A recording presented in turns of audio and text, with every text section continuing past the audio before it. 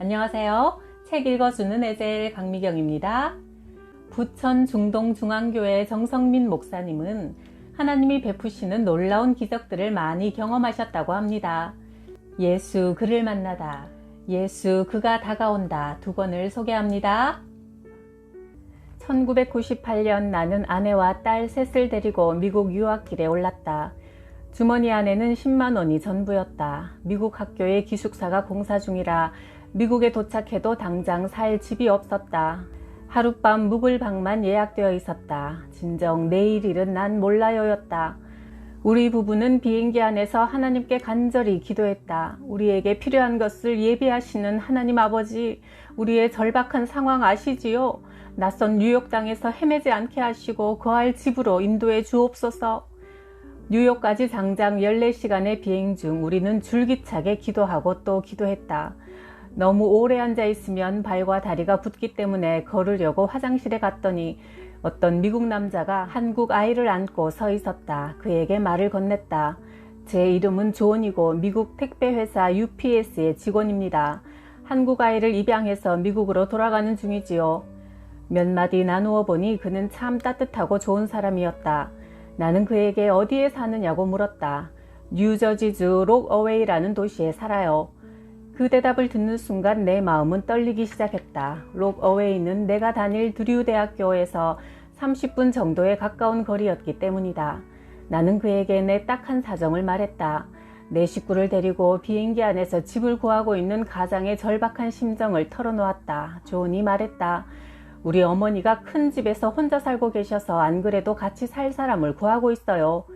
그 순간 내 심장은 멎는 듯했다. 드디어 뉴욕에 도착했다.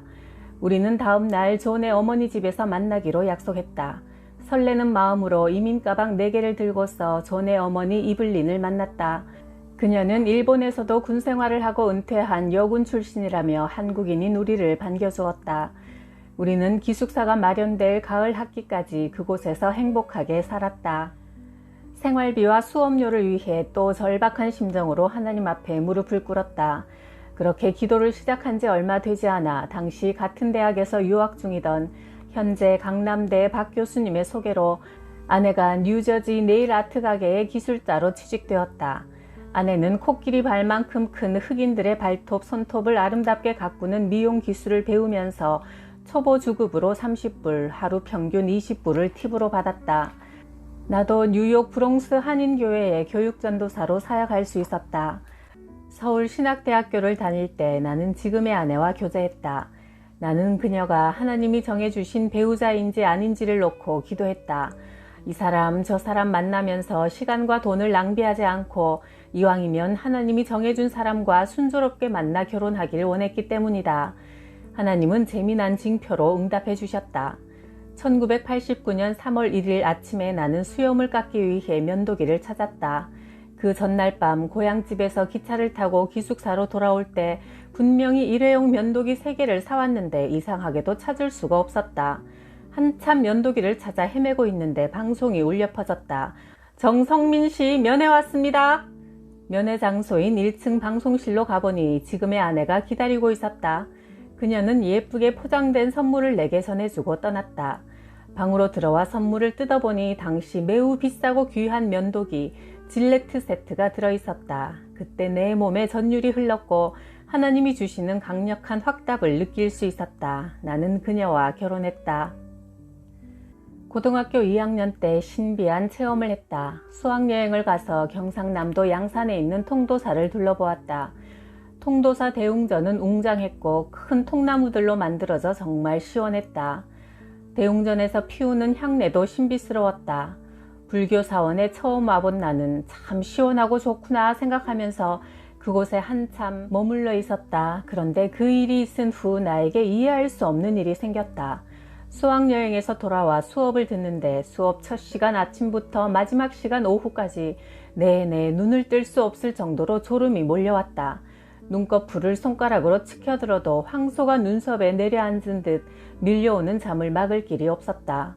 선생님들도 처음엔 당황하셨다. 학교에서 소문난 모범생이 갑자기 왜 저럴까? 좀 기다려보자 하셨다가 나중에는 호통을 치며 맨 뒤에 나가 손을 들고 서 있게 했다. 도대체 나에게 무슨 일이 벌어지고 있는지 알 수 없었다. 그렇게 한 달 동안 곤혹스러운 수업 시간을 보내다가 나는 어머니께 이런 사정을 알렸다. 당시 기도 많이 하시던 어머니는 내 이야기를 듣고 이렇게 진단했다. 통도사 마귀가 너에게 들어왔구먼. 함께 기도하자. 예수 그리스도 이름으로 명하노니 졸음으로 공부를 방해하는 악한 영은 이 아들에게서 당장 떠나갈지어다. 그런데 신기한 일이 벌어졌다. 그 다음 날부터는 졸음도 사라졌을 뿐 아니라 내 눈동자가 더욱 말똥말똥해지고 공부의 집중도 이전보다 더 잘 되었다. 참으로 신비한 경험이었다. 30년 전 내 아버지가 충남 서천교회에서 목회하고 있을 때 어느 날 오후 우리 가족이 전혀 모르는 50대 여자가 우리 집에 찾아왔다. 그 여인은 아버지, 어머니, 내가 있는 곳에서 다짜고짜 이렇게 말했다. 목사님, 하나님께서 술을 마시지 말라고 하십니다.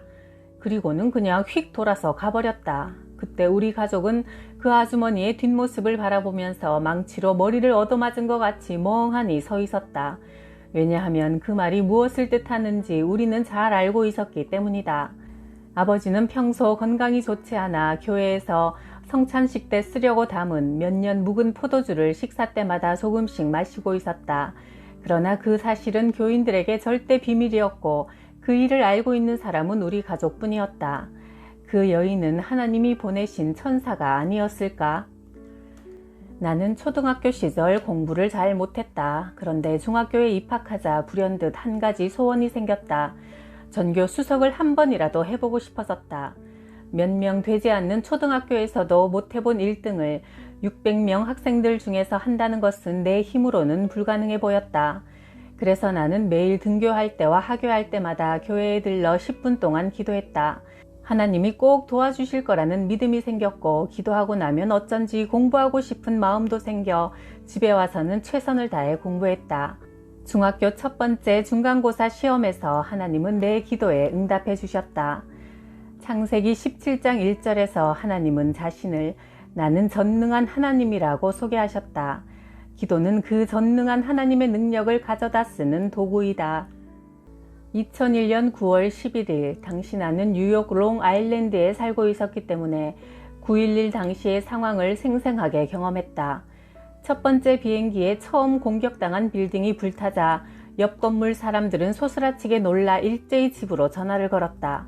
바로 옆 건물에 정말 충격적인 일이 벌어지고 있어. 다행히 우리 빌딩은 무사해. 통화하는 그 순간 두 번째 비행기가 그 빌딩을 정면으로 공격했다. 어떤 사람은 자신이 무사하다는 전화를 거는 도중 또 다른 비행기가 우리에게 다가오고 있어. 아니 이럴 수가. 하는 비명을 남긴 채 통화가 끊겼다. 첫 번째 빌딩은 비행기와 비스듬히 부딪혀 서서히 붕괴되어 많은 사람들이 대피할 수 있었다. 하지만 두 번째 빌딩은 정면으로 충돌해 사람들이 미처 피하기도 전에 무너지고 말았다. 자신은 안전하다고 생각하던 사람들이 순식간에 죽었다. 그날 아침 내가 섬기던 교회 성도들은 예배당에 모여 울면서 기도했다. 담임 목사님의 아들 데이빗이 쌍둥이 빌딩에서 일하는데 연락이 두절된 것이다. 다행히 오후에 데이빗이 살아있다는 소식이 전해졌다. 그는 평소와 달리 그날따라 이상하게 늦잠을 자고 15분 늦게 출근했다. 전철에서 내려 쌍둥이 빌딩으로 헐레벌떡 뛰어가는데 수백 명의 사람들이 우르르 도망쳐 나왔다. 데이빗은 사람들에게 밀려 사력을 다해 뛰었고 그는 살아남았다. 죽음은 언제 어떤 식으로 우리에게 닥쳐올지 모른다. 사람이 한 번 죽는 것은 하나님이 정하신 일이요 그 후에는 심판이 있다고 성경 히브리서 9장 27절은 말한다. 죽음을 준비하는 사람이 오늘을 하나님의 뜻대로 살 수 있다. 내가 미국에서 철학 박사 과정을 공부하던 중에 독일어 시험을 봐야 했다. 항상 아르바이트를 하고 교회 사역을 하면서 공부를 했기 때문에 시간에 쫓겼다. 첫 시험은 떨어졌다. 3번 떨어지면 박사과정을 포기해야 하니 걱정이 되었다. 두 번째 시험을 일주일 남겨놓고 간절히 기도하다가 꿈을 꾸었다. 내가 커다란 유럽의 지도에서 독일의 국경을 넘어 들어가는 꿈이었다.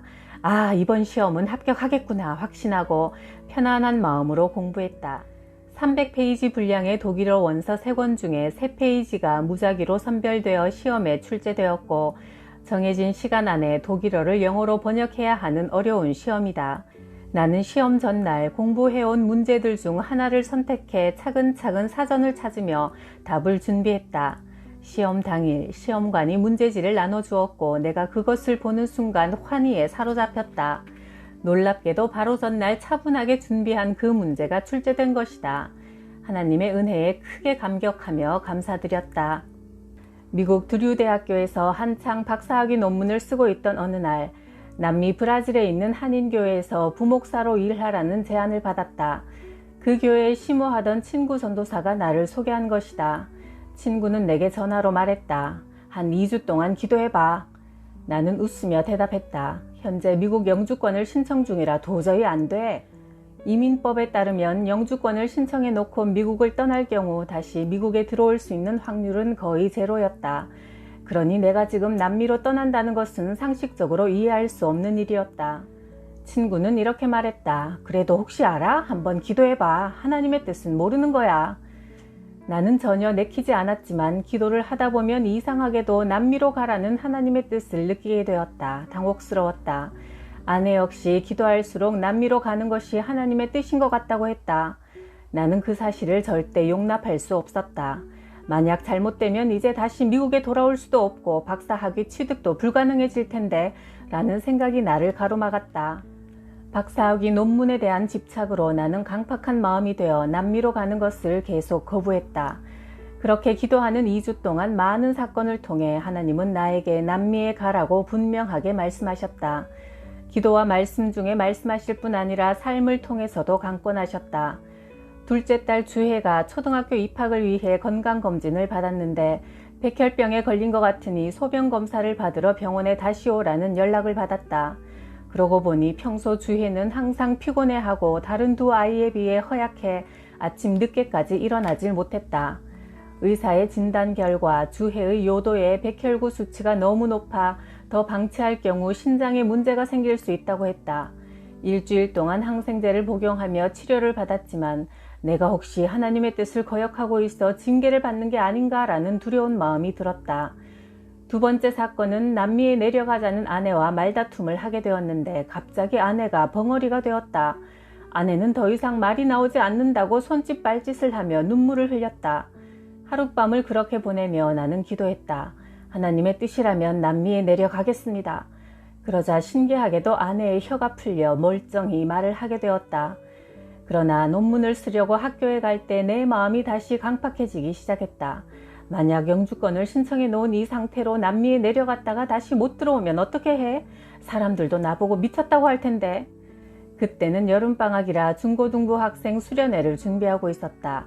3일간 모든 집회를 내가 인도했는데 마지막 날 금요일 밤 큰 힘에 압도되는 느낌을 받았다. 예배 후 기도회 시간에 100명의 어른 학생들이 눈물로 회개하고 구원의 감격으로 찬양했다.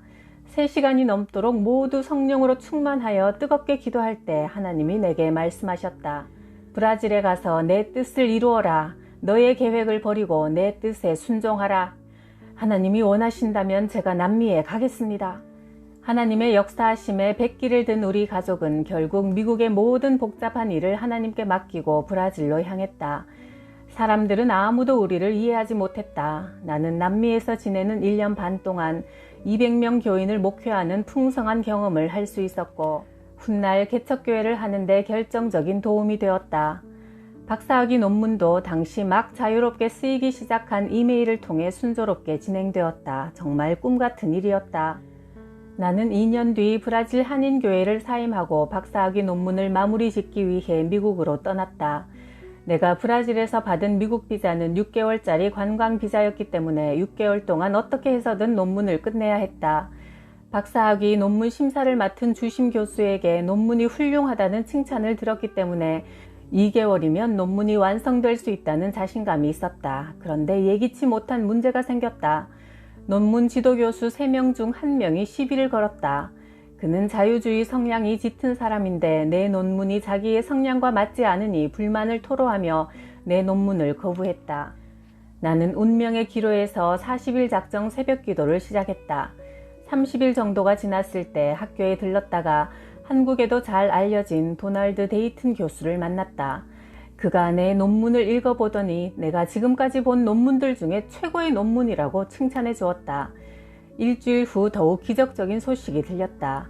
내 논문을 거부한 그 교수가 다른 신학교의 학장으로 발탁되어 우리 학교를 떠나게 되었고 도널드 교수를 논문 지도 교수로 모실 수 있었다. 운명을 뒤바꾼 기도의 응답이었다. 내 논문은 일사천리로 진행되어 마침내 철학 박사가 되었고 우리 가족의 미국 체류 기간이 끝나기 하루 전날 뉴욕 케네디 공항에서 한국으로 출발할 수 있었다. 그것은 기적적인 미국 탈출이었다. 내 아버지가 충청남도 대천 남포교회에서 목회하실 때 밤마다 성도들과 함께 철야 기도를 하셨다. 어느 날 밤 한 집사님의 방탕한 아들을 위해 눈물로 기도할 때 그들은 뜨거운 성령의 감동을 느꼈다. 다음날 아침 기도했던 집사님들은 신기한 사실을 알게 되었다. 전날 밤 서울행 장항선 기차를 타고 가던 그 아들이 패싸움을 했다. 다른 쪽 패거리들이 시속 100km로 달리는 기차에서 그를 밖으로 던져버렸다. 그런데 하필 그는 기찻길 옆 논의 진흙 수렁에 빠져 찰과상 하나 입지 않았다. 그가 기차에서 떨어진 시간은 성도들이 교회에 모여 뜨겁게 그를 위해 기도한 시간이었다. 1857년 어느 주일 저녁 미국에서 두 젊은이가 도박장을 찾아가는 길이었다. 그런데 도박장 가는 길에 작은 교회가 있었다. 청년 중 한 명이 교회 입구에 적혀있는 그 주일의 설교 제목을 보게 되었다. 죄의 삭은 사망이다 라는 그 글귀를 보자 그 청년의 마음에 갑자기 죄책감이 들었다. 그는 친구에게 말했다.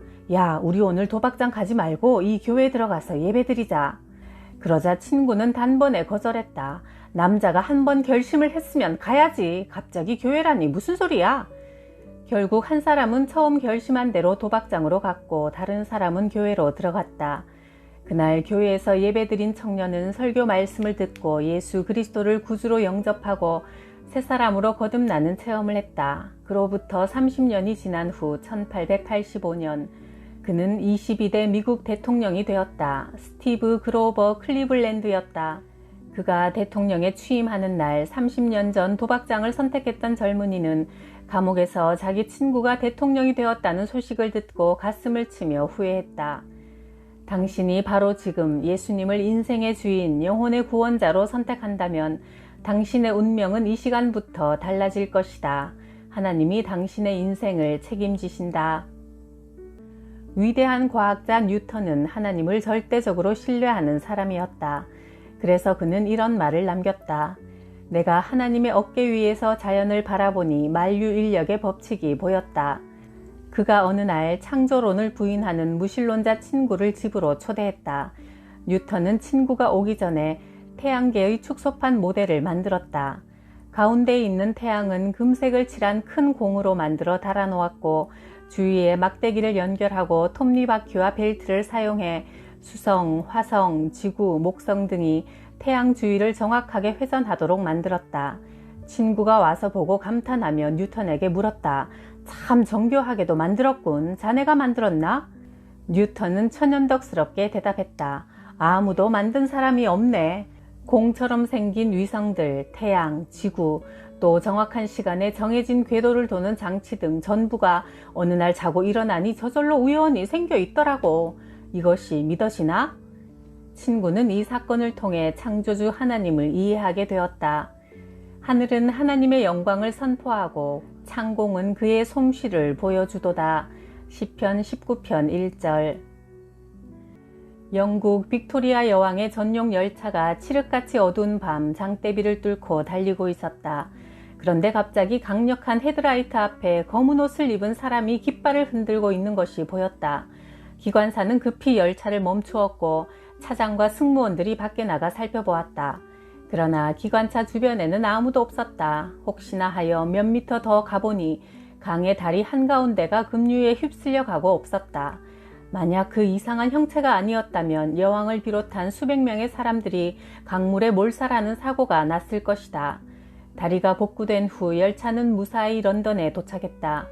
그 이상한 형체에 대해 궁금해하던 기관사가 기관차를 살펴보니 헤드라이트에 큰 나방 한 마리가 죽어 붙어 있었다. 얼른 전등을 켜보니 나방의 모습이 마치 깃발을 흔드는 사람의 형상처럼 보였다.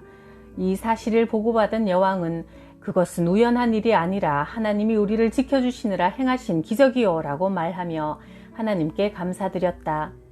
스코틀랜드의 독립운동가 로버트 브루스가 도피자로 지낼 때 쫓겨서 달아나다가 산속 동굴로 피신했다. 동굴 속에서 숨을 죽이고 밖을 내다보던 그는 동굴 입구에서 거미 한 마리가 열심히 거미줄을 치고 있는 것을 보았다. 이윽고 자기를 쫓는 무리가 동굴 입구에까지 들이닥쳤다. 그런데 그들은 거미줄이 쳐져 있는 것을 보고는 여기엔 아무도 들어가지 않았다고 확신하며 그냥 지나가 버렸다. 브루스는 무릎을 꿇고 이렇게 고백했다. 오 하나님, 이 작은 거미의 뱃속에 나를 위한 피난처를 마련해 주셨군요. 참으로 감사합니다. 하나님의 자녀들에게 하나님은 정교하고 세심한 기적을 베풀어 그들을 보호해 주신다. 2005년 12월 16일 뉴욕의 주택가 브롱스의 한 아파트에서 불이 났다. 미처 대피하지 못한 트라신다 씨가 1개월 된 자신의 아들을 이불에 싸서 3층 창밖으로 던졌다. 어머니는 아기를 던지기 직전 간절히 기도했다. 하나님, 제발 제 아들을 받아주세요. 때마침 아래에서 불구경 중이던 남자가 아이를 무사히 잘 받아냈다. 그는 뉴욕시 주택국 직원인 펠릭스 씨였는데 아마추어 야구팀의 포수였다. 이 장면이 주변에 설치된 감시 카메라에 찍혀 지역 방송으로 방영되었고 이 놀라운 사건은 즉시 화제가 되었다.